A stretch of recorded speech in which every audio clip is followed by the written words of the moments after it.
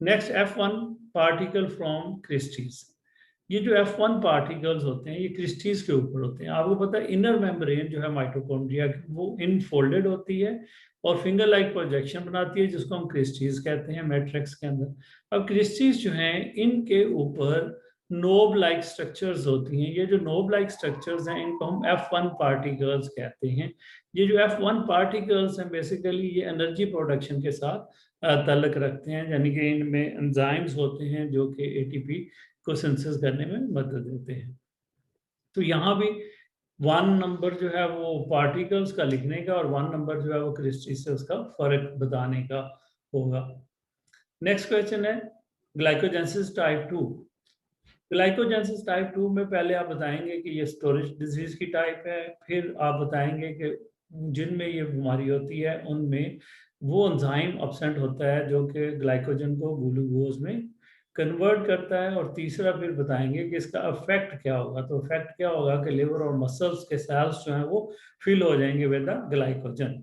Next 2 functions लिखने हैं, उसमें 1+1 नंबर होगा। 1 नंबर एक फंक्शन का होगा, सेल सिक्रीशन के मतलब लिखें, ट्रांसपोर्टेशन के मतलब लिखेंगे, मटेरियल को ट्रांसपोर्ट करती हैं, और फॉर्मेशन ऑफ कंजुगेटेड मॉलिक्यूल्स यानी कि ग्लाइकोप्रोटीन और ग्लाइकोलिपिड्स अगर आप लिखते हैं तो तब भी आपको नंबर मिल जाएंगे।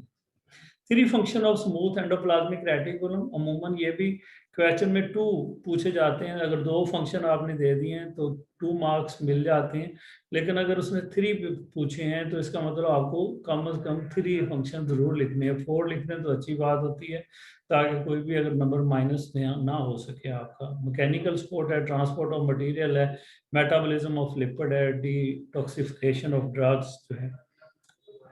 10th क्वेश्चन है सिलेक्टिवली परमिएबल मेम्ब्रेन। तो आपको पार्शली परमिएबल या सिलेक्टिवली परमिएबल मेम्ब्रेन का बताना है कि वो मेम्ब्रेन जिसमें से कुछ मटेरियल्स हो इजीली क्रॉस हो जाते हैं, कुछ को ये स्टॉप कर लेती है। तो इसमें 2 मार्क्स हैं स्ट्रेट फॉरवर्ड, अगर आपने करेक्ट डेफिनेशन लिख दी है और उसको एक्सप्लेन कर दिया है। ये भी डेफिनेशन लिखेंगे तो नंबर मिल जाएंगे। अब इसमें भी कंपैरिजन है मैक्रो और माइक्रो फिलामेंट्स का।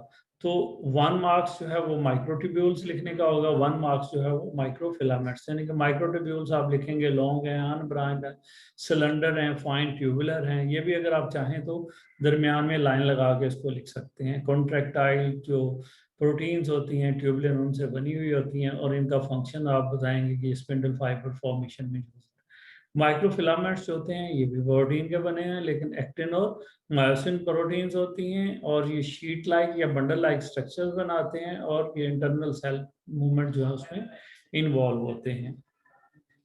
7th क्वेश्चन है जी, what is right the role of vacuole in the plant cell. Plant cell में रोल लिखना है तो एक तो expansion of the plant cell जो है वो इसकी वजह से होता है।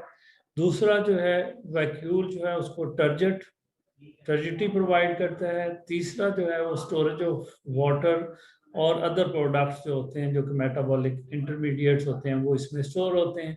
फिर इसी तरह से कुछ में वैक्यूल जो है वो फूड स्टोर करता है, और कुछ में वैक्यूल वेस्ट प्रोडक्ट्स जो है वो भी स्टोर करता है। तो ये डिफरेंट फंक्शंस हैं जो इसके रोल्स में आता है। थैलाकॉइड और ग्रेना जो है, थैलाकॉइड आपको पता है क्लोरोप्लास्ट में मेम्ब्रेन्स होती हैं जो फ्लैटन वेजिकल्स हैं, और ये जब सेक्स आपस में स्टैक्स बना देते हैं, यानी कि ये वेजिकल्स जो हैं ये आपस में एक दूसरे के ऊपर पाइल अप होती हैं, तो उस स्ट्रक्चर को हम ग्रेना कहते हैं। और जब ये थैलाकॉइड मेम्ब्रेन 50 या 50 से ज्यादा हो तो फिर वो ग्रेना, और ग्रेना जो है वो इंपॉर्टेंट रोल प्ले करता है क्योंकि ये लाइट को ट्रैप करता है और उसको केमिकल एनर्जी में कन्वर्ट करता है, क्योंकि that is the place where ATP and NADPH जो है उसकी सिंथेसिस होती है।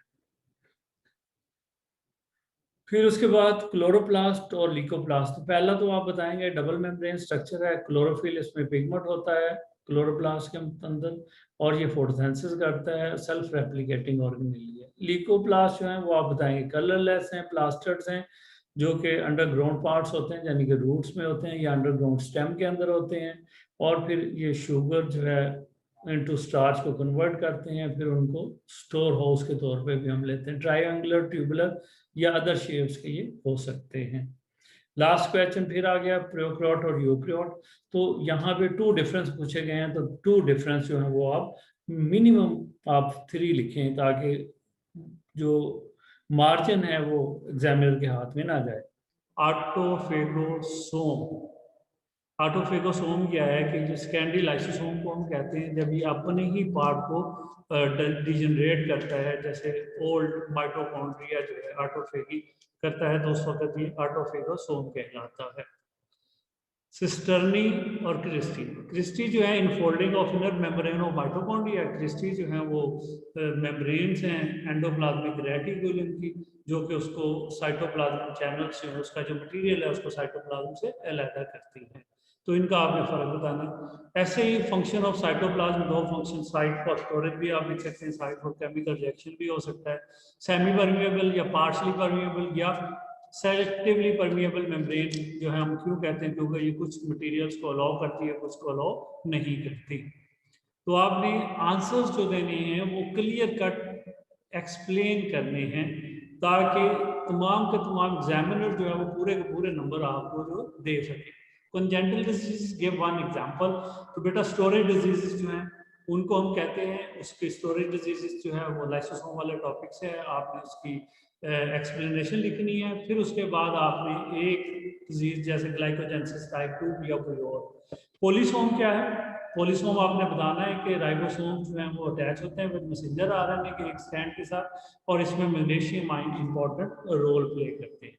आरईआर और एसईआर, आरईआर में रफ एंडोप्लाज्मिक रेटिकुलम यानी कि रफ सरफेस एंडोप्लाज्मिक रेटिकुलम है, जिसमें सरफेस के ऊपर राइबोसोम्स होते हैं, उधर राइबोसोम्स प्रेजेंट नहीं होते।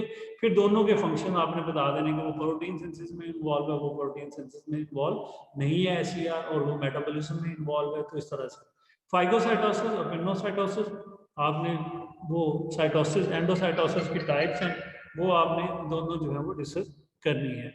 तो ये था आज में बेटा, जितना पेपर जो है उसमें हेडिंग और सब हेडिंग ज्यादा होंगी उतनी ही आप